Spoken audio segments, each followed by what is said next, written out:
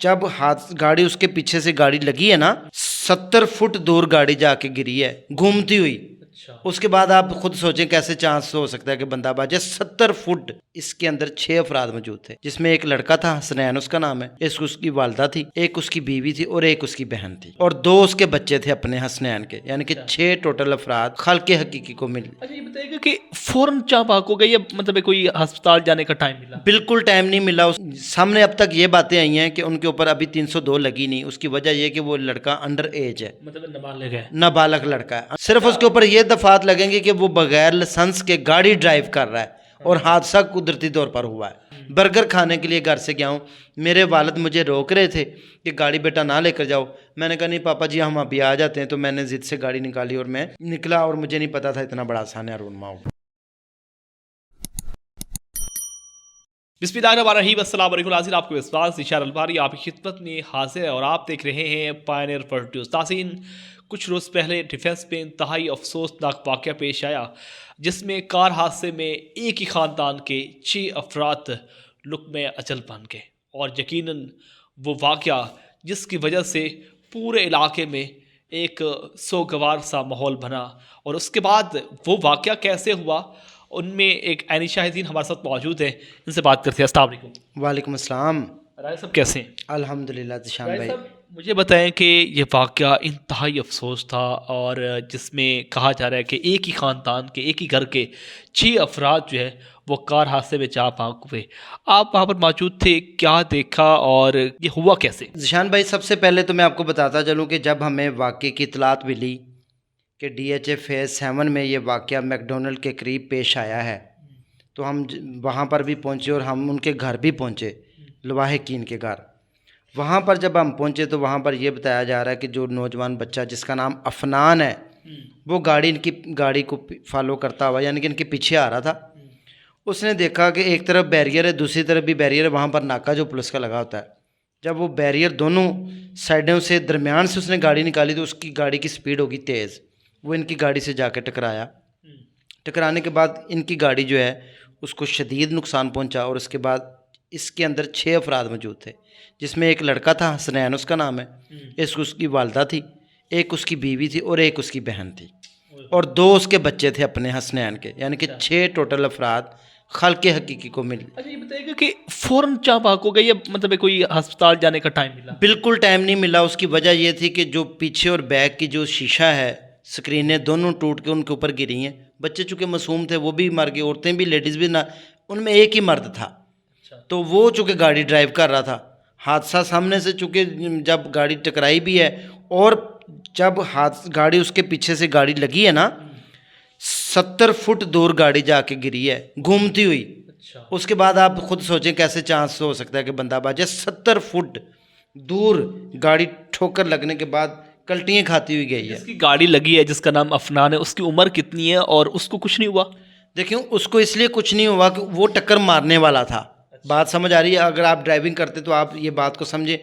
उसकी अगली गाड़ी का बोनट ज़रूर टूटा हुआ, और उसका क्या नाम है, सेफ्टी मेजर इसलिए रहा है कि उसने गाड़ी को हिट किया है। अच्छा। खुद जान के। अच्छा, अब पहले दिन ये बातें सामने नहीं आई कि जी उन्होंने हिट किया है, क्या हुआ है, ये तो अल्लाह ही बेहतर जानता है। पीछे मामलात क्या हुए ये भी अल्लाह बेहतर जानता है। अब जो नया कट्टा इसमें खुला है, जो नई पेशरफ सामने आई है, वज़ीर आला पंजाब मोहसिन नकवी साहब ने इसका नोटिस लिया। नोटिस लेने के बाद उसमें एक दफात लगाई, पहले 322 की दफात लगाई गई कि ये हादसा है। हादसा कुदरती तौर पर होता है, जान के नहीं होता। जब पता चला कि जी ये हादसा नहीं, तो ये बना लिया गया, बात बना ली गई, क्योंकि अब वो लोग मीडिया पर भी नहीं आ रहे। मीडिया पर तो आना चाहिए ना, हकीकत बतानी चाहिए। मीडिया ने तो आपको असल फेस दिखाना है आपका। 6 लोगों की जब हलाकत हुई, वज़ीर आला साहब ने नोटिस लिया। उसके बाद उसके अंदर ये दफात लगी हुई थी 322 की कि हादसा है, लेकिन वज़ीर आला साहब ने कहा जी नहीं, ये इरादा कत्ल है, क्योंकि उन्होंने ये कहा था कि हमारी बहन को छेड़ा है लड़के ने, ये मतलब उसके वालिद ने कहा कि पीछे से ये छेड़ता आ रहा था, हमने मना किया तो इसने ज़िदबाजी से हमें कहा। ये पहले दिन उन्होंने बात नहीं की, अगले दिन ये बात या तो वकील ने उनको कही या उन्होंने जान के बनाई। ये अब अल्लाह ही बेहतर जानता है, हम तो मुबैना तौर के ऊपर बात कर रहे हैं कि लग यूँ रहा है। उसके बाद जब वो लड़का पेश होता है अदालत में, तो अदालत में भी ज़ाहिर सी बात है जज ने देखना है सारा कुछ। जो सामने चीज़ आ रही है, तो सामने अब तक ये बातें आई हैं कि उनके ऊपर अभी 302 लगी नहीं। उसकी वजह ये कि वो लड़का अंडर एज है, मतलब नाबालिग है। नाबालग लड़का है। अंडर एज का मतलब ये नाबालग है, और उसके ऊपर ये दफात नहीं लगती। सिर्फ उसके ऊपर ये दफात लगेंगे कि वो बगैर लाइसेंस के गाड़ी ड्राइव कर रहा है और हादसा कुदरती तौर पर हुआ है। अच्छा राय साहब, मुझे बताएं कि जब आप उधर डिफेंस से आप उनके घर पहुंची, ज़ाहिर बात है कि 6 लाशें जब एक घर में पहुंची तो उस वक्त क्या मनाजर थे? देखें जी, पहले दिन हमें रफाकत साहब जो उनके घर के वालिद थे ना, घर के सरबराह थे, वो हमें नज़र नहीं आए। जनाजे के टाइम वो नज़र आए, उसके बाद वो मतलब शायद सदमे में थे, उनकी हालत बुरी थी, वो अपने घर में मौजूद थे। फिर हम उनके घर के बाहर गए हैं, हमने जाके वहाँ पर कैप्चर किया और मोहल्लेदारों से मौक़िफ़ लिया। उनका कहना यही था कि ये फैमिली पूरी मायों पे अपनी सिस्टर के घर गई हुई थी। तो DHA फ़ेज़ 1 में वो गए थे। DHA फ़ेज़ 7 में ये वाक़या पेश आया, तो शादाब कॉलोनी वापस आ रहे थे। जब वापस आ रहे थे तो ये हादसा रात को 11 बजे पेश आया, 10 और 11 के दरमियान। अच्छा मुझे बताएं कि जब ये वाक़या हुआ उसके बाद जो लड़का जिसने गाड़ी मारी थी, तो उसकी फैमिली की जानब से क्या रिस्पांस मिला और क्या बताया जा रहा है? बताया ये जा रहा है ज़िशान भाई कि वो जो लड़का है वो किसी ऑफिसर का बेटा है, और वो दोस्तों के साथ बर्गर खाने के लिए घर से निकला है।